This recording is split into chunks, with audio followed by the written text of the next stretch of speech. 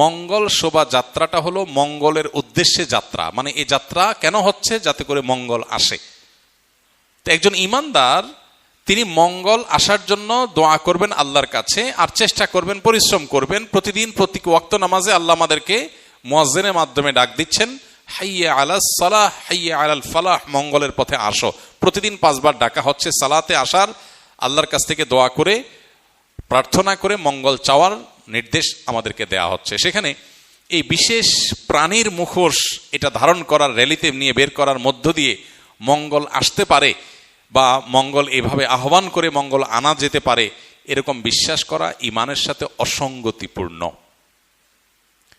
ঠিক সে একইভাবে ঈমান এবং ইসলামের দৃষ্টিকোণ থেকে আমরা দেখি আল্লাহ রাব্বুল আলামিন পাপিষ্ঠদেরকে কিয়ামতে শাস্তি দিবেন জাহান্নামের আগুন দ্বারা। এটা শাস্তির মাধ্যম।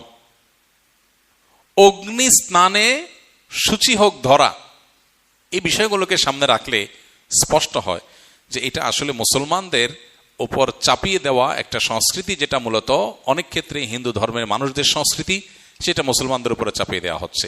পহেলা বৈশাখকে ঘিরে, মঙ্গল শোভাযাত্রাকে ঘিরে যে কালচার, যে কৃষ্টি আমাদের সমাজে আজ পরিচিতি লাভ করেছে, যেটা আমরা মঙ্গল শোভাযাত্রা দেখতে পাই, এইটাতে আপনি যে সমস্ত উপাদান দেখতে পাবেন, এগুলো মূলত একটা বিশেষ ধর্মের মানুষের ধর্মীয় বিষয় আশয়, সেগুলোকে বাঙালি সংস্কৃতির নামে আমাদের সমাজে গেলানো হচ্ছে। খুবই দুর্ভাগ্যজনক বাস্তবতা। নবীজি বলেছেন, মান তাশাব্বাহা বিকওমিন ফাহুয়া মিনহুম, যে ব্যক্তি কোনো জাতির সাথে সাদৃশ্য গ্রহণ করবে সে তাদের অন্তর্ভুক্ত হয়ে যাবে।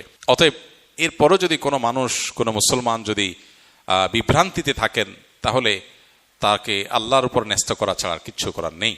আমাদের দায়িত্বশীল ব্যক্তিগণের প্রতি আমাদের উদাত্ত আহ্বান থাকবে, তারা অবশ্যই আমাদের দেশের সংস্কৃতিকে ধারণ করবেন, সেটার প্রচার করবেন, আমরা সেটা ধারণ করব, প্রচার করব। কিন্তু আরোপিত দেশের সংস্কৃতির নামে আরোপিত ভিন্ন ধর্মের বিশ্বাস, চিন্তা, চেতনা, কৃষ্টি, কালচারকে মুসলমানদের মধ্যে গেলাবার চেষ্টা, এটা খুবই দুর্ভাগ্যজনক একটা বিষয়। এটা বন্ধ হওয়া উচিত এবং এটার ব্যাপারে আমাদের সচেতন হওয়া উচিত। আল্লাহ আমাদের সচেতন থাকার তৌফিক দান করুন।